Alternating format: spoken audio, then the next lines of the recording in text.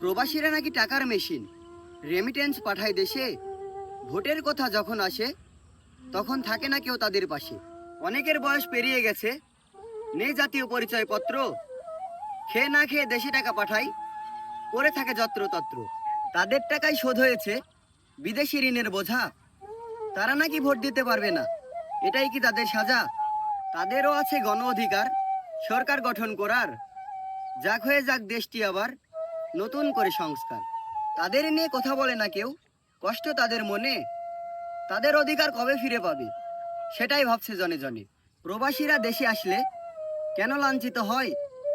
Checking এর নামে বিমানবন্দরে কেন ভোগান্তি পোহাতে হয়? সকলের কাছে একটি প্রশ্ন রেখে গেলাম সবার আগে, প্রবাসী ভাইরা তাদের অধিকার কবে ফিরে পাবে? এতক্ষণ প্রবাসী ভাইদের নিয়ে একটি প্রতিবাদী কবিতা আবৃত্তি করলাম। আমি মোহাম্মদ সোহাগ। কবিতাটি লিখেছেন চোদ্দীয় বড় ভাই নওয়াজ শরীফ।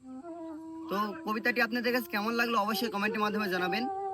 আর যদি আপনাদের কাছে কবিতাটি ভালো লেগে থাকে তাহলে শেয়ার দিয়ে পেজটি ফলো করে রাখবেন। ধন্যবাদ।